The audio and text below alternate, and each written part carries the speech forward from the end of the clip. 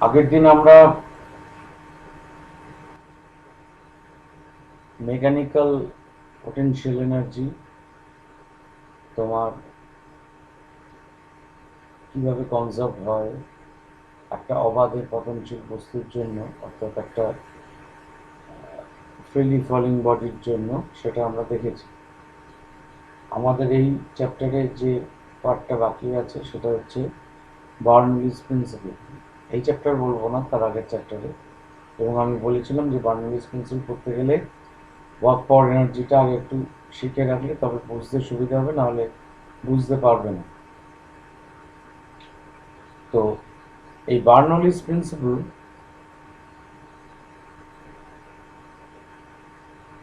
যে কোনো প্রবাহী বা যে কোনো ধরনের বলতে পারো ফ্লুইডের ক্ষেত্রে প্রযোজ্য। তো বার্নৌলিস প্রিন্সিপাল পড়ার আগে আমাদের আরেকটি জিনিস শিখতে হবে, সেটাকে বলা হয় ইকুয়েশন অফ কন্টিনিউইটি, বাংলায় বলা হয় ধারাবাহিকতার সমীকরণ।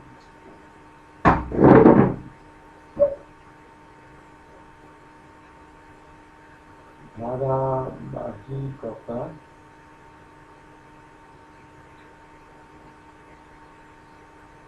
সমীকরণ বা ইকুয়েশন অফ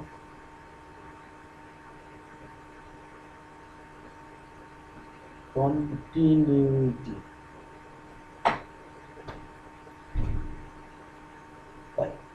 এটি কি জিনিস? ধরা যাক একটা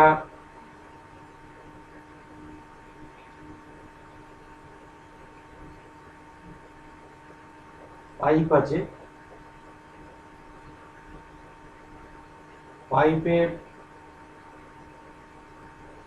এদিকটা সরু, এদিকটা শেষ, এবং পাইপের মুখ দুটো দেখেই বুঝতে পারছো বাঁ দিকের প্রান্তটা সরু, ডান দিকের প্রান্তটা চওড়া। এই প্রান্তটার প্রস্থচ্ছেদের ক্ষেত্রফলটা মনে করো A1, এই প্রান্তের প্রস্থচ্ছেদের ক্ষেত্রফল মনে করো A2। এইখানে তরল বা কোনো প্রবাহী প্রবেশ করছে V1 বেগ নিয়ে এবং এখান দিয়ে বেরোচ্ছে V2 বেগ নিয়ে। আচ্ছা, এবং এখানে প্রবাহীর ঘনত্ব হচ্ছে ধরে যাক D1, প্রবাহীর ঘনত্ব,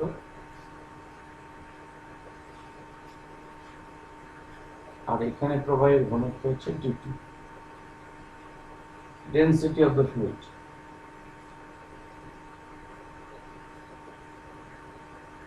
এইটা তোমায় দেওয়া আছে। এরপর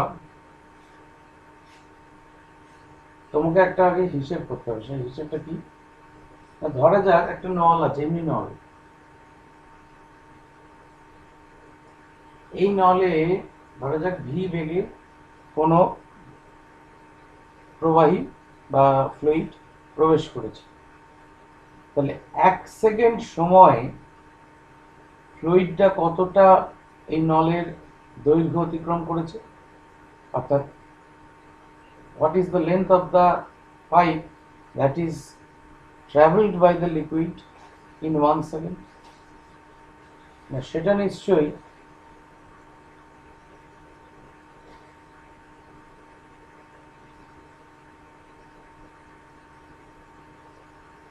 এই দৈর্ঘ্যটা নিশ্চয়ই ভি হবে।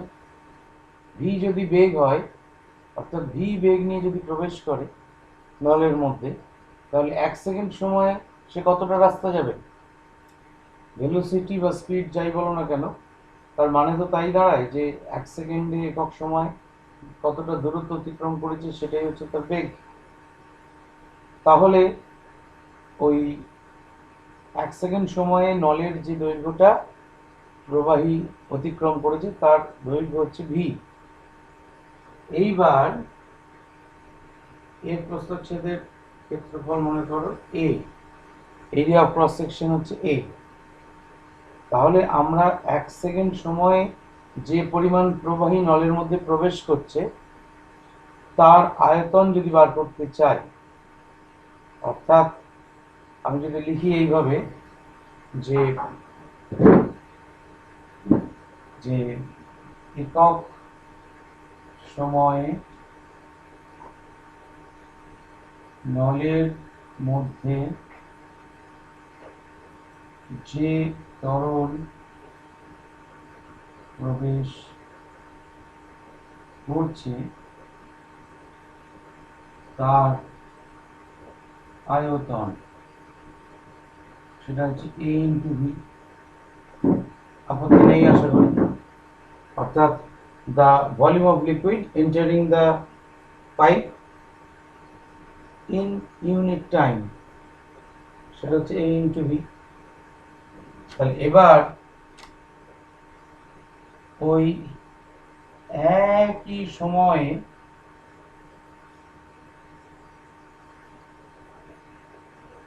নলের মধ্যে যে ভরের তরল প্রবেশ করছে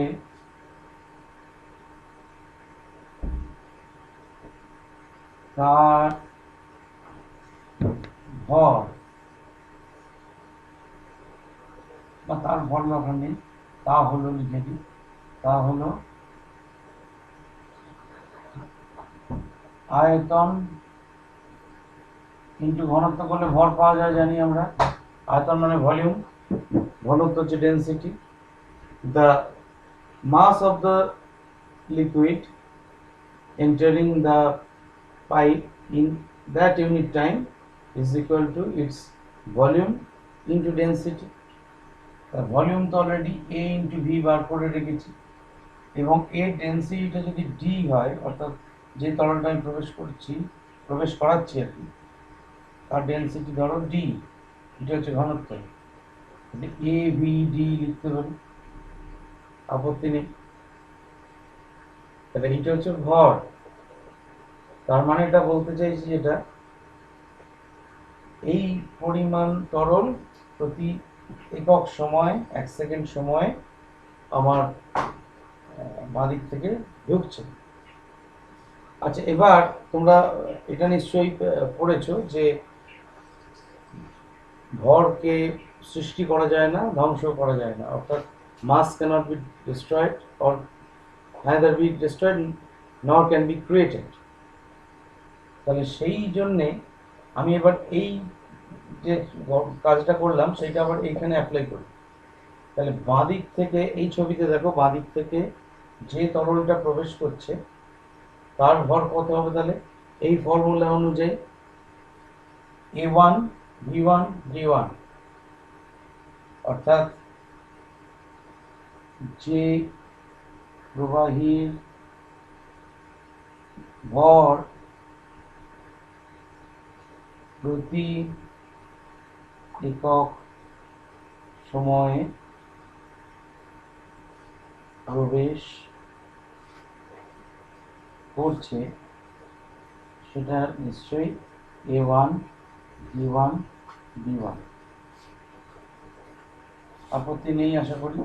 অর্থাৎ mass of fluid entering from the left end is equal to per second, অবশ্যই সেটা হচ্ছে A1 V1 D1।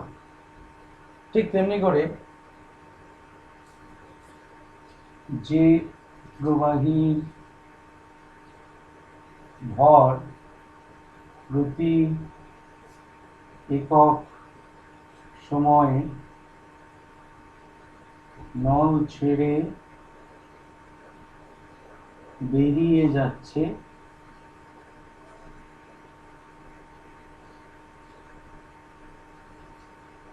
তার ভর equal to A2 V2 D2।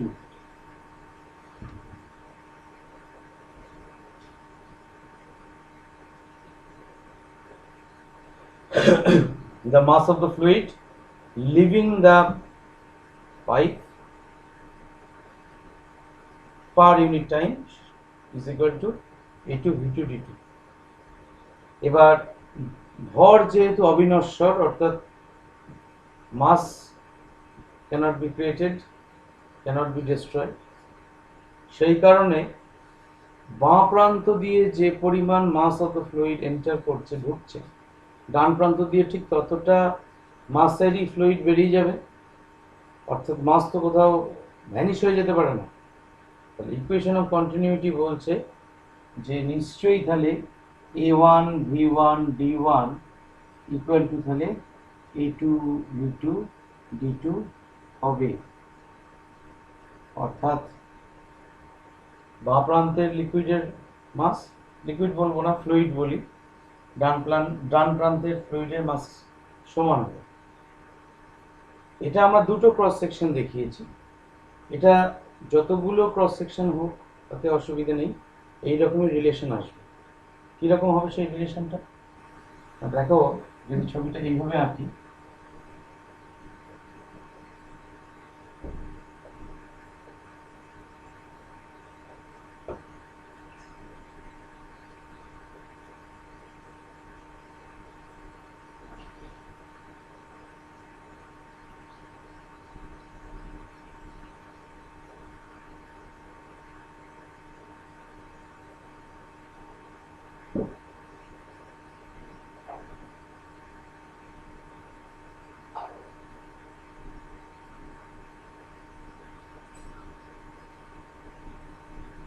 অর্থাৎ এই জায়গাকার ক্রস সেকশন ধরো A1, এই জায়গাকার ক্রস সেকশন ধরো A2, এই জায়গাকার ক্রস সেকশন ধরো A3, এই জায়গাকার ক্রস সেকশন ধরো A4। আমি একটা বিভিন্ন ক্রস সেকশনের একটা মেশানো একটা পাইপ কল্পনা করার চেষ্টা করছি। তাহলে এইখানে যখন প্রবেশ করছে এর বেগ ধরো V1, এই অংশটা দিয়ে যখন পাস করছে তার বেগ ধরো V2, এই অংশটা দিয়ে যখন পাস করছে তার বেগ হচ্ছে V3, এই অংশটা দিয়ে যখন পাস করছে তার বেগ হচ্ছে ধরো V4। এখানে ঘনত্ব D1, এখানে ঘনত্ব D2, এখানে ঘনত্ব D3। D দিয়ে ডেন্সিটি বোঝায়, সেই জন্য D দিয়ে আমরা ঘনত্ব প্রকাশ করছি। D ছাড়া অনেক সময় রো দিয়েও লেখা হয়। তাহলে আমার ইকুয়েশন অফ কন্টিনিউটি অনুযায়ী কি লিখতে পারি না, A1 V1 D1 equal to A2 V2 D2 equal to A3 V3 D3 equal to A4 V4 D4। এরকম যদি আরও থাকতো, এরকম চলতেই থাকতো। অর্থাৎ ইকুয়েশন অফ কন্টিনিউটির বেলায় এই তিনটির গুণফল সবসময়, অর্থাৎ এ ভি ডি, এই জিনিসটা হচ্ছে তার মানে ধ্রুবক বা কনস্ট্যান্ট। এই তিনটে প্রোডাক্টটা কিন্তু কনস্ট্যান্ট থাকবে।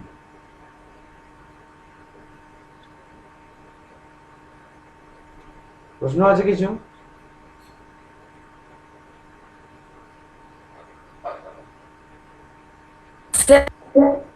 বলো স্যার। আপনি যেটা করালেন না, বলে ফেলো, শুনছি। স্যার ওখানে আয়তন গণিত ঘনত্ব লিখলেন তো সমান AVD কেন? আয়তন হচ্ছে A ইন্টু ভি হচ্ছে আয়তন, সেটা একটু আগেই দেখালাম যে আয়তন কেন হচ্ছে A ইন্টু ভি। আর ডি হচ্ছে ঘনত্ব, তাহলে আয়তনকে ঘনত্ব দিয়ে গুণ করলে ভর পাওয়া যায়। কেন, সমস্যাটা কোথায় বলো? না স্যার, A সমান তো স্যার এরিয়া। ইয়েস, তারপর ভি হচ্ছে বেগ, তাই তো? হ্যাঁ না না? হ্যাঁ স্যার। তাহলে ভি যদি বেগ হয় তাহলে একক হ্যাঁ স্যার। সময়ে যে বেগ কাকে বলে, একক সময় যতটা দূরত্ব কেউ অতিক্রম করে সেটাই তো তার বেগ। তাহলে সেটা তো একটা দৈর্ঘ্য নিশ্চয়ই। হ্যাঁ স্যার। তাহলে সেই দৈর্ঘ্যটাই তো আমি V1 ভাবছি এখানে। তার মানে এই চোঙের মধ্যে বা এই সিলিন্ডারের মধ্যে একক সময় তরলটা যতটা দৈর্ঘ্য অতিক্রম করেছে বা প্রবাহী যতটা দৈর্ঘ্য অতিক্রম করেছে সেই দৈর্ঘ্যটাই হচ্ছে v1। তাহলে দৈর্ঘ্য ইন্টু প্রস্থচ্ছেদের ক্ষেত্রফল করলে আয়তন পাবো না?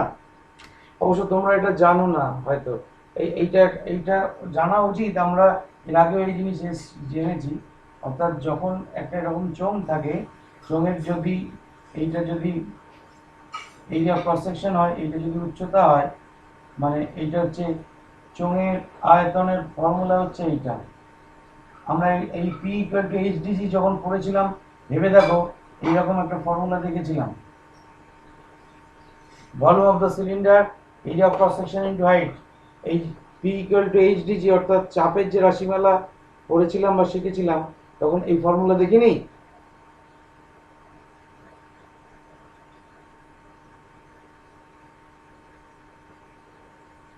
প্রশ্ন থাকলে এখনো বলো।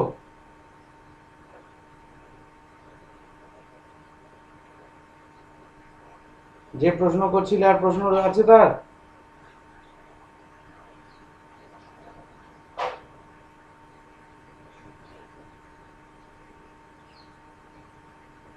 রিপ্লাইটা দাও।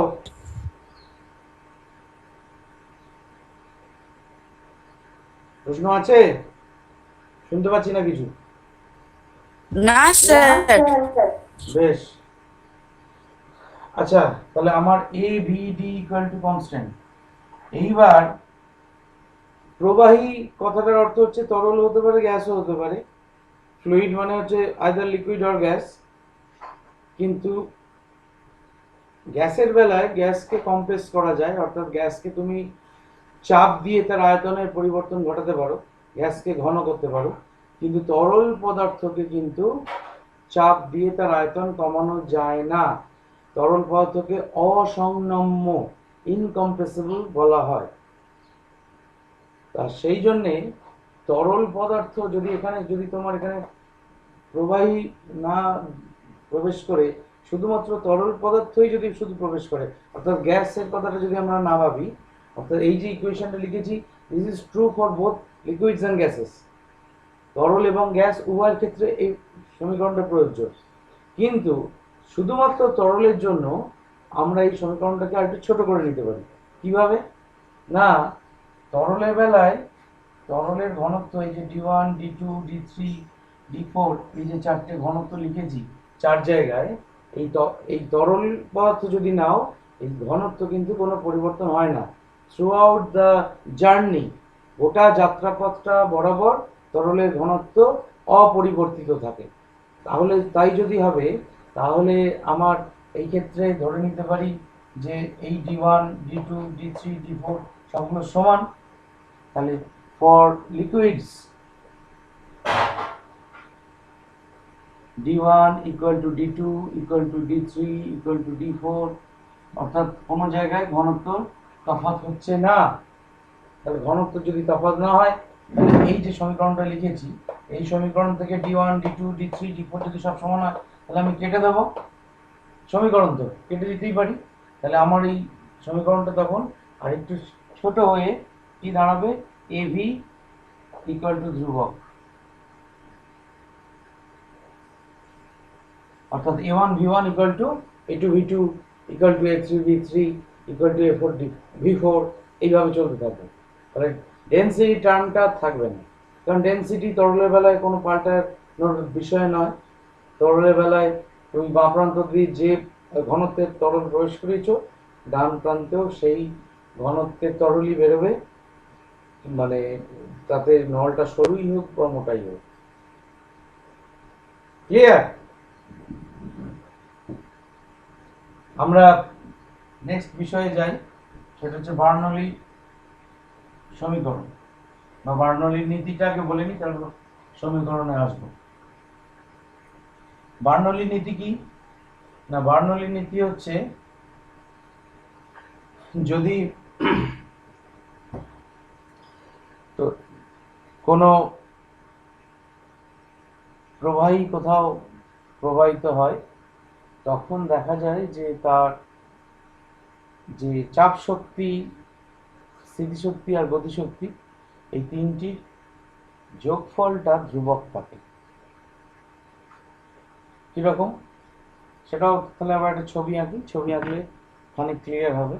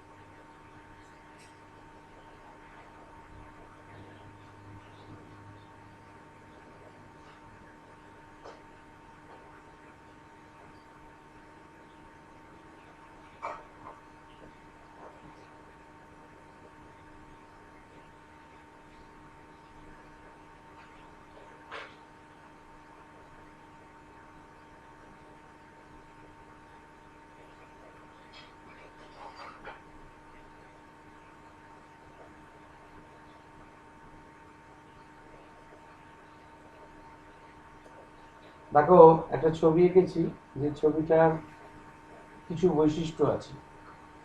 কি বৈশিষ্ট্য? 1 নম্বর বৈশিষ্ট্য হচ্ছে যে নলটা বাঁ প্রান্তটা চওড়া, ডান প্রান্তটা সরু, 1 নম্বর বৈশিষ্ট্য। 2 নম্বর বৈশিষ্ট্য হচ্ছে বাঁ প্রান্তটা ভূমি থেকে h1 উচ্চতায় আছে, ডান প্রান্তটা ভূমি থেকে h2 উচ্চতায় আছে। আর এই নলটার আর একটা বৈশিষ্ট্য হচ্ছে এই নলের মাথার দিকে একটা নল আর একটা সরু নল বার করে রাখা আছে। এবং সরু নলটা বার করে রাখার উদ্দেশ্য কি? আর সরু নলটা বার করে রাখার ফলে আমার এই যে অংশটা, অর্থাৎ এইখানে কতটা, মানে এখান দিয়ে ধরো যখন কোনো তরল প্রবাহিত হবে, সেই তরলটা খানিকটা এই নল বেরোতে উঠে আসবে। এই যে উচ্চতাটা দেখছো, এই উচ্চতাটা কখন বেশি হবে? যখন নলে তরলের চাপ বেশি থাকবে। চাপ যত বেশি থাকবে তত এই উচ্চতাটা বেড়ে যাবে, এই নল বেয়ে তখন তরলটা উঠতে থাকবে, বেশি উঠে থাকবে। তার মানে বলতে চাইছি এটাই, যে এই নলের উচ্চতাটা, এই নলে উপস্থিত তরলের উচ্চতাটা কি মেজার করে বা কি সূচিত করে? না, তোমার এই স্থানে তরলটি কতটা চাপ প্রয়োগ করছে, প্রেশারটা কিন্তু মাপার জন্য এই ব্যবস্থাটা করা আছে। কারণ আমরা pressure P equal to HDG already সূত্র পড়ে এসেছি। তাহলে এর উচ্চতাটা মেপে নিলে সেটা যদি এইচ বলো, এর ঘনত্ব ডি ইন্টু জি করলে এই স্থানে তুমি প্রেশার পেয়ে যাবে। ঠিক একই যুক্তিতে এইখানেও আরেকটা এরকম সরু নল রাখা হয়েছে, সেখানেও কিন্তু প্রেশার কত সেটা আমরা পি টু বলে লিখে দিয়েছি। তা পি টুটা বার করতে গেলে এই উচ্চতাটা মাপতে হবে, এই উচ্চতাটাকে ডি আর জি দিয়ে গুণ করলে P two equal to H DG already আমাদের জানা ফর্মুলা, সেখান থেকে আমরা এই বিন্দুতে, অর্থাৎ এই বিন্দুতে চাপ কত সেটা পেয়ে যাব। অর্থাৎ দুটো জায়গায় আলাদা আলাদা করে চাপ, দুটো ভিন্ন রকমের চাপ, এখানে মোটা পাইপ, এখানে সরু পাইপ, তাহলে এখানে দেখা যাবে চাপ তুলনামূলকভাবে কম হবে, সরু পাইপে চাপ বেশি হয়। এটা কোথায় জানলাম আমরা? না, খুব সহজ একটা অভিজ্ঞতা বোধহয় আমাদের কম বেশি সকলেরই আছে, যে বাগানের গাছে জল দেওয়ার জন্য আমরা যে পাইপ ব্যবহার করি, সেই পাইপের মুখটা অনেক সময় আঙুলে করে চেপে ধরলে জলটা অনেক দূর যায়, দেখতে পাই আমরা। এবং তখন বুঝতে পারি যে প্রেশার বেশি হয়ে গেছে, প্রেশার বাড়ছে বলেই তবেই জলটা অনেক দূর যাচ্ছে। আবার তুমি যখন আঙুলটা সরিয়ে নাও, জলটা তখন আর বেশি দূর যায় না। তাহলে what does it indicate? It indicates যে যখন ক্রস সেকশনাল এরিয়াটা ছোট, অর্থাৎ এই প্রস্থচ্ছেদের ক্ষেত্রফলটা ছোট, তখন চাপ বেশি, বেগও বেশি, তবেই ওই নল থেকে যে জলটা যাচ্ছে অনেক দূরে যাচ্ছে। আর এখানে প্রস্থচ্ছেদের ক্ষেত্রফলটা বড়, তাই জন্য চাপ কম, বেগও কম। ইকুয়েশন অফ কন্টিনিউটি এখানে মেনে চলছে, অর্থাৎ বাঁ দিক থেকে যে পরিমাণ প্রবাহী প্রবেশ করছে, ডান দিকে ঠিক ততটা পরিমাণ প্রবাহী বেরোচ্ছে। তাহলে আমি এবার একটা কাজ করি, আমি দুটো জিনিস এখানে লিখি আর কি। সেটা হচ্ছে যে বাঁদিকে এই বাঁ প্রান্তে আমার ছবির একটা বাঁ প্রান্ত, একটা ডান প্রান্ত। বাঁ প্রান্তে স্থিতিশক্তি কত হবে? এই তরলটা যদি প্রতি একক সময়ে m ভরের তরল প্রবেশ করে, তবে পোটেনশিয়াল এনার্জি, স্থিতিশক্তি,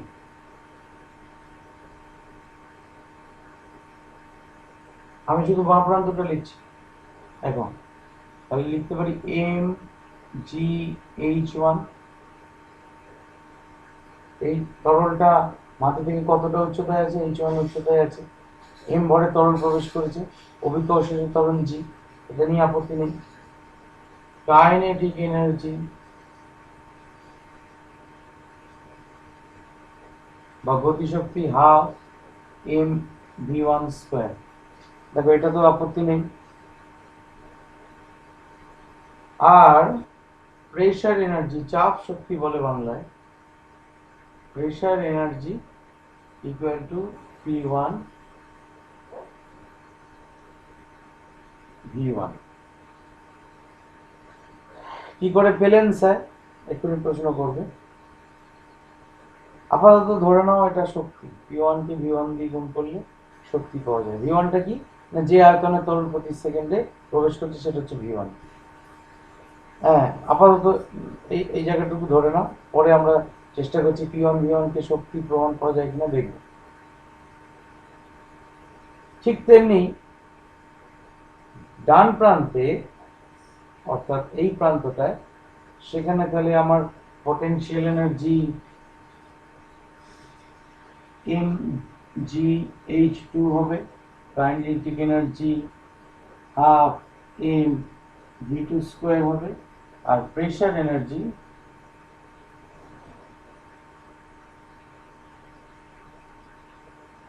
p2 v2 হবে। এই ভিটা কিন্তু ক্যাপিটাল ভি, আর বেগ বোঝাতে আমরা ছোট হাতের ভি ব্যবহার করেছি। বার্নৌলিস ইকুয়েশন বলছে যে এই তিনটির যোগফলের সঙ্গে সমান হতে হবে, অর্থাৎ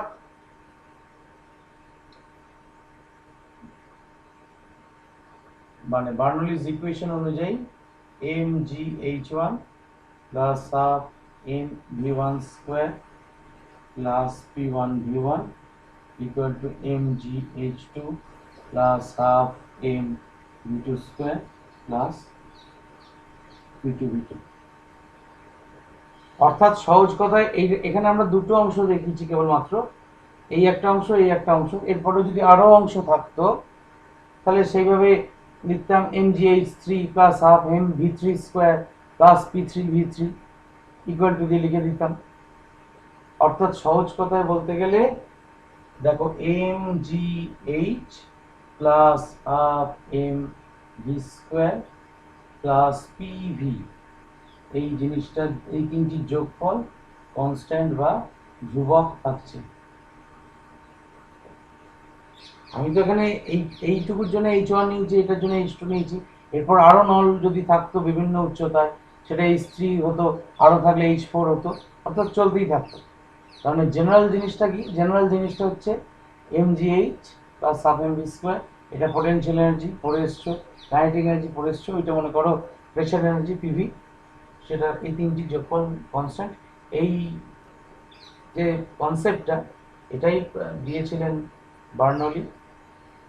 এই জিনিসটিকেই বার্নৌলিস ইকুয়েশনের একটা ফর্ম বলা যায়। বার্নৌলিস ইকুয়েশনের অনেক রকম ফর্ম আছে, এটা অন্যতম একটা ফর্ম।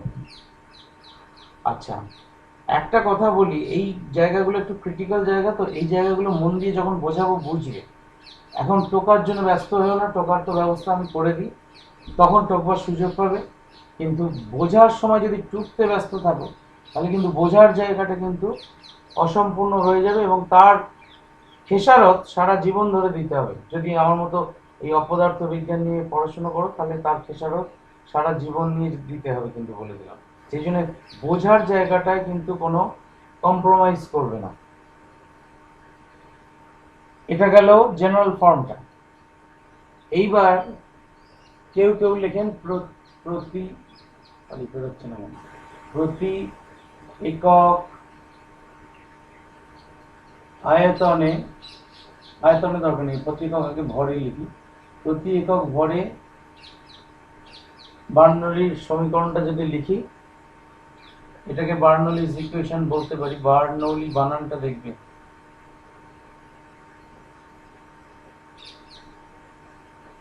বার্নৌলিস ইকুয়েশনটা যদি লিখি, একক ভর মানে সবগুলি আমরা কি দিয়ে ভাগ করে দেবো না, এম দিয়ে ভাগ করে দেবো। তাহলে M G H by M half M V square by M equal to PV, sorry, plus PV by M equal to constant by M. এবার এম তো ভর, ভর তো কমবেও না বাড়বেও না, ভর তো অবিনশ্বর। তাহলে কনস্ট্যান্টকে এম দিয়ে ভাগ করলে সেটাও একটা নতুন কনস্ট্যান্ট। তাহলে এখান থেকে এম এম কেটে গেল, পড়ে রইল জি এইচ, এখানে পড়ে রইল হাফ ভি স্কোয়ার, এখানে পড়ে রইল পিভি বাই এম। এইবার আমরা একটা কাজ করি, এই ভিটাকে তলায় যদি নামিয়ে আনি, এইভাবে লিখতে পারি M by V equal to, তাহলে কনস্ট্যান্ট, অর্থাৎ কনস্ট্যান্ট বাই এম করলেও একটা নতুন কনস্ট্যান্ট। এম বাই ভি কি? Mass per unit volume. কাকে বলে?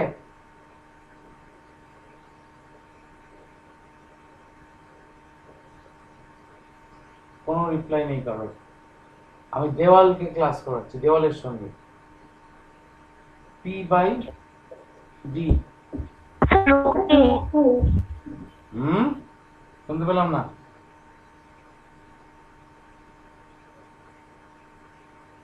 কি বললে একবার বলো।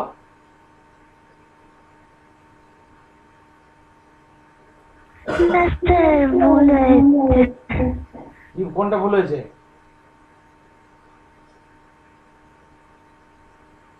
এটা ভুল করেছি কোথাও? ক্যালকুলেশন কোথাও ভুল দেখতে পাচ্ছ? হতেই পারে, কারণ আমি বোর্ডে ধরো ক্লাস নিচ্ছি, তো বোর্ডে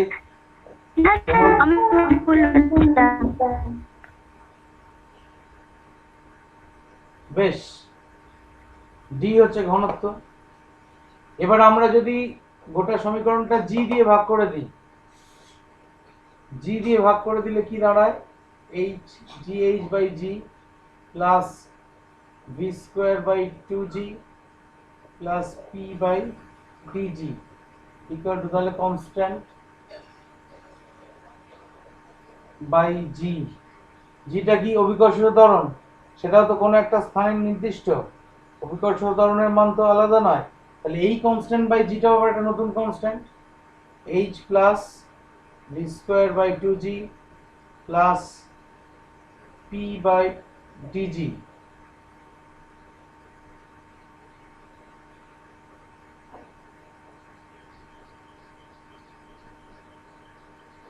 ইকুয়াল টু, তাহলে কনস্ট্যান্ট।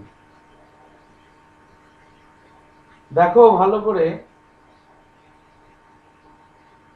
এটার ডাইমেনশন হচ্ছে দৈর্ঘ্যের ডাইমেনশন, লেন্থ। এইচ তো height. V square by two G এর ডাইমেনশন মনে মনে ভাবো। ভি এর ডাইমেনশন কি? ভি এর ডাইমেনশন এল টি ইনভার্স তার স্কোয়ার। আর জি এর ডাইমেনশন, জি তো ত্বরণ, L T to the power minus two. তাহলে এই রাশিটার ডাইমেনশন যদি হিসেব করি, তাহলে L square T to the power minus two by L T to the power minus two. T to the power minus two, T to the power minus two কেটে গেল, আর এল square উপরে তলায় এল, তাহলে শুধু এল রইল। অর্থাৎ এইটা ডাইমেনশনও এল, এইটা ডাইমেনশনও এল, এবং এইটা ডাইমেনশনও দেখানো যায় এল। ঠিক আছে, আমরা এখানে P equal to H DG তো জানি, ফর্মুলা আমাদের জানা আছে, height into density into acceleration due to gravity. তাহলে ডিজি ডিজি কেটে যাবে, তাহলে শুধু এইচ পড়ে থাকবে, কিন্তু সেই এইচটা কিন্তু এই এইচ নয়, সেই জন্যই আমি লিখছি না ওখানে এইচ ডিজি। এই এইচটা অন্য এইচ, এই এইচটা হচ্ছে সেই কতটা উঁচুতে, মাটি থেকে কতটা উঁচুতে নলটা আছে তার উচ্চতাটা হচ্ছে এই এইচ। আর ওই নলের মধ্যে সেই সরু নল একটা এঁকেছিলাম উপরে, সেই নল বরাবর কতটা তরলটা উপরে উঠে আছে, সেই উচ্চতাটা হচ্ছে এর প্রেশার মাপার জন্য যে উচ্চতাটার কথা বলছি সেই উচ্চতা। অর্থাৎ সহজ কথায় বলতে গেলে এই যে তিনটি টার্ম লিখেছি, এই তিনটি টার্মেরই ডাইমেনশন বা মাত্রা হচ্ছে দৈর্ঘ্যের মাত্রা, লেন্থের মাত্রা। তাহলে তাই যদি হবে, এই বার্নৌলিস থিওরেমটা বা বার্নৌলিস ইকুয়েশনটা নতুন করে স্টেট করা যায় এইভাবে। এই জিনিসটাকে নাম দেওয়া হয় উচ্চতা শীর্ষ, দৈর্ঘ্যকে শীর্ষ দিয়ে লেখা হয়, ইংরেজিতে বলা হয় এলিভেশন হেড, এলিভেশন হেড। এইখানে ভেলোসিটি টার্ম আছে, তাই জন্য এটাকে বেগ শীর্ষ বা ভেলোসিটি হেড, আর এটাকে চাপ শীর্ষ বা প্রেসার হেড এই নামেও ডাকা হয়। এছাড়াও আর একটা নাম আছে, এই টার্মটা এসছে কোথা থেকে? স্থিতিশক্তি থেকে। ইংরেজিতে নামটা আছে, বাংলায় নেই।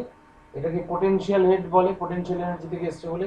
এটাকে কাইনেটিক হেড বলে, গতিশক্তি থেকে এসছে বলে। আর এটাকে প্রেসার হেড যেমন বলেছি আগে তাই বলে, যে the sum of the potential head, kinetic head and pressure head of a fluid flowing through a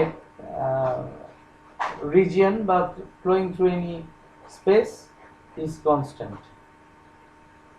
বা বাংলা মানে এইভাবে বলতে পারো, the sum of the elevation head, velocity head and pressure head is constant for a liquid, for a fluid, for a শুধু fluid নয়, for a fluid flowing। তাকে স্থির অবস্থায় থাকলে কিন্তু এই ঘটনাগুলো ঘটবে না। কোনো একটা জায়গায় জল তুমি বালতিতে রেখে দিয়েছো, স্থির হয়ে পড়ে আছে, তার জন্য এই ঘটনাগুলো সত্য নয়, কারণ এখানে তো ভেলোসিটি এর কিছু নেই, অর্থাৎ বেগ তো নেই। আমরা এই বার্নৌলির সমীকরণ আমরা পড়বো, মানে পড়ছি আর কি, মূলত হচ্ছে যেখানে কোনো প্রবাহী প্রবাহিত হচ্ছে, কোনো ফ্লুইড বয়ে চলছে, তার জন্য এই সমীকরণ। এর অনেকগুলো অ্যাপ্লিকেশন আছে, এরোপ্লেন যে ওড়ে সেটার পিছনে কিন্তু এই বার্নৌলিস প্রিন্সিপালি কাজ করে।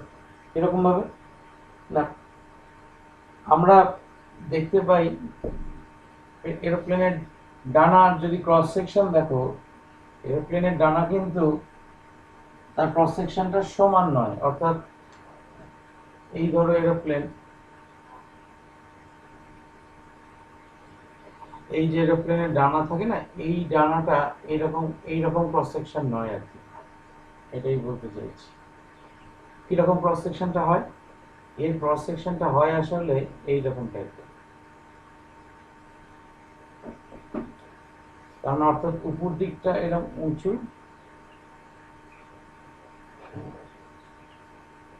এরকম টাইপের, তলার দিকটা ফ্ল্যাট, অর্থাৎ এইরকম টাইপের, এরকম টাইপের।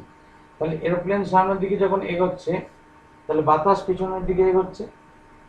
তাহলে বাতাস যখন পিছনের দিকে এগোচ্ছে, তলার বাতাসটা এখান দিয়ে যাচ্ছে, আর উপরের বাতাসটা একটু বেঁকে যেতে হচ্ছে, বিকজ এই জিনিসটা এরকম বেঁকা বলে। তাহলে ভাবো তো, উপরের বাতাসটাকে একটু বেশি পথ অতিক্রম করতে হচ্ছে, বেঁকে যেতে হচ্ছে বলে। একই সময় তো দুটো বাতাস গিয়ে এখানে মিট করছে, তাহলে উপরের বাতাসটা একটু বেগ বেশি, তলার বাতাসটার বেগ কম। তাহলে এইখানে যদি বেগ v1 হয়, এখানে যদি বেগ v2 হয়, বুঝতেই পারছো এই শেপটার জন্য v1 is greater than v2।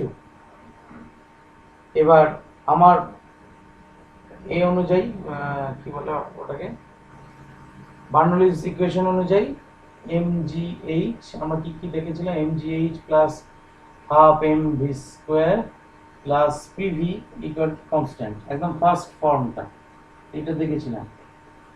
তাহলে আমি ধরে নিচ্ছি এরোপ্লেনের ডানার মাটি থেকে এই প্রান্তটার যা উচ্চতা আর এই প্রান্তটার যা উচ্চতা খুব সামান্যই তফাৎ, অর্থাৎ এইটুকু হয়তো ধরা যাক, এইটুকু হয়তো তোমার 1/2 মিটার 0.5 মিটার এই উঁচুটা, সেখানে এরোপ্লেনটা হয়তো মাটি থেকে 10 কিলোমিটার উপরে আছে। তাহলে বুঝতেই পারছো 10 কিলোমিটার উচ্চতার তুলনায় এই 0.5 মিটারটা কোনো কিছু ম্যাটার করে না। তাহলে আমার এই টার্মটা অর্থাৎ এই উচ্চতার পার্থক্যের জন্য যে টার্মটা হয়েছে পোটেনশিয়াল টার্মটা, এটা এর বেলায় প্রযোজ্য নয়। কিন্তু কোনটা প্রযোজ্য হবে না, এই বেগ, এই ভি স্কোয়ার মানে ভি যেটা এই কাইনেটিক টার্মটা আর প্রেশার টার্মটা, অর্থাৎ আমি এই উপরের যে বায়ুটা প্রবাহিত হচ্ছে তার জন্য half M V one square লিখতে পারি প্লাস পি ওয়ান ভি ধরো লিখলাম, একই আয়তনের বায়ু প্রবাহিত হচ্ছে, কারণ সেই যে আয়তনের বায়ু এখান দিয়ে পাস করছে সেই আয়তনের বায়ুই ডান প্রান্তে গিয়ে পৌঁছাচ্ছে। আমি এক্ষেত্রে একটা সাপোজিশন ধরে নিচ্ছি, বায়ুটা কম্প্রেসড হচ্ছে না, half M V two square plus P two V, compressed হচ্ছে না বলেই দুটোর আয়তন এরকম লিখেছি। তাহলে একটা জিনিস বোঝো, তাহলে এইবার যদি V one greater than V two হয় তাহলে ভি ওয়ান স্কোয়ারটাও greater than V two square হবে। তাহলে হাফ এম দিয়ে যদি দুইকে গুণ করে দিই, half M V one square greater than half M V two square হবে। তাহলে অলরেডি এই টার্মটা এই টার্মের থেকে বড়, এই টার্মটা যদি এই টার্মের থেকে বড় হয়, এইটার সঙ্গে একটা টার্মের যোগফল, এইটার সঙ্গে আরেকটা টার্মের যোগফল যদি সমান হতে হয়, তাহলে obviously P1V is less than P2V। অর্থাৎ সহজ ভাষায় বলতে গেলে ধরো তোমার এখানে ধরো 7 প্লাস 3 ইকুয়াল টু লেখা আছে 6 প্লাস 4, এটা লেখা আছে। তাহলে 7 যদি 6 থেকে বড় হয়, অর্থাৎ এই টার্মটা যদি এইটা থেকে বড় হয়, তাহলে অবভিয়াসলি দ্বিতীয় টার্মটা এইটা থেকে ছোট হবে, খুব স্বাভাবিক। তাহলে P1V লেস দেন P2V হলে 2 থেকে VV কেটে গেল, তাহলে P1 is less than P2, অর্থাৎ P1 মানে কি, এই উপরে বায়ুর চাপ P1, তলায় বায়ুর চাপ P2। তাহলে তলায় বায়ুর চাপ বেশি, উপরে বায়ুর চাপ কম, তাহলে এরোপ্লেন কি হবে, বাতাসে ভাসবে। প্রশ্ন আছে কিছু?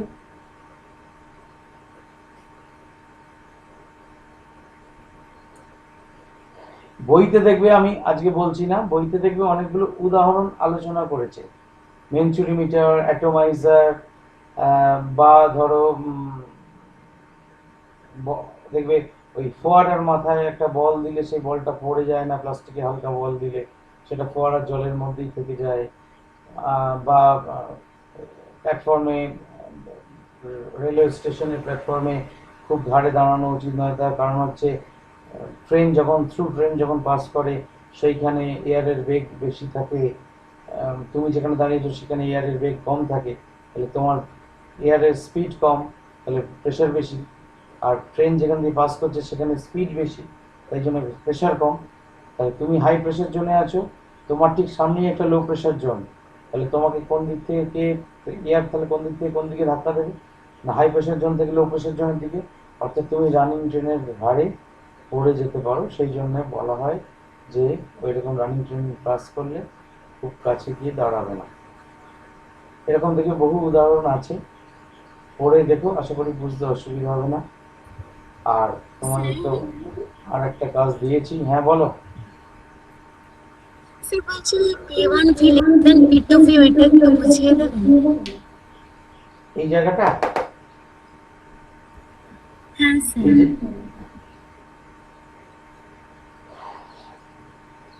এই যে এই ইকুয়েশনটা বুঝতে অসুবিধা হয়নি তো?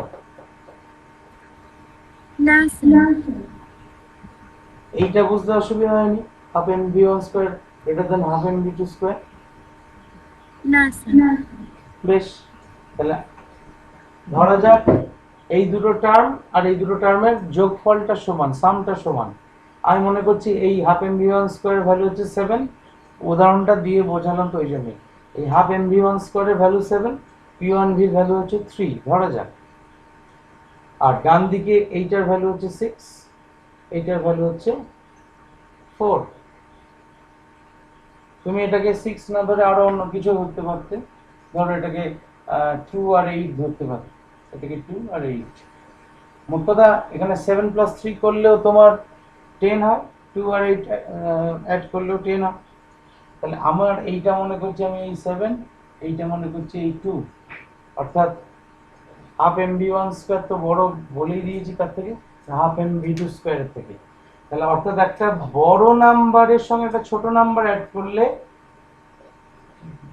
তোমার এই দিকে যখন আসবো, এই বড় নাম্বারটা যখন একটা ছোট নাম্বারকে দিয়ে রিপ্লেস করব, তাহলে অবভিয়াসলি বাকি নাম্বারটাকে এর থেকে আমার বড় হতে হবে। ক্লিয়ার না হলে বলো। অর্থাৎ দুটোর যোগফল ধরো সমান, দুটোর যোগফল সমান, এইখানে একটা বড় নাম্বার ছিল, তার সঙ্গে একটা ছোট নাম্বার যোগ করে আমি 10 পেয়েছিলাম। এই বড় নাম্বারটাকে আমি একটা ছোট নাম্বার নিলাম, ছোট নাম্বার যদি নিই, মানে এর থেকে ছোট নাম্বার যদি নিই, তাহলে অবভিয়াসলি আর একটা যে নাম্বার নিতে হবে সেটা এর থেকে বড় হতেই হবে, এছাড়া সম্ভব নয়। কি? হ্যাঁ স্যার তাহলে সেই জন্যই P1 লেস দেন P2। তোমাদের কাজ হবে এক্সারসাইজ করা।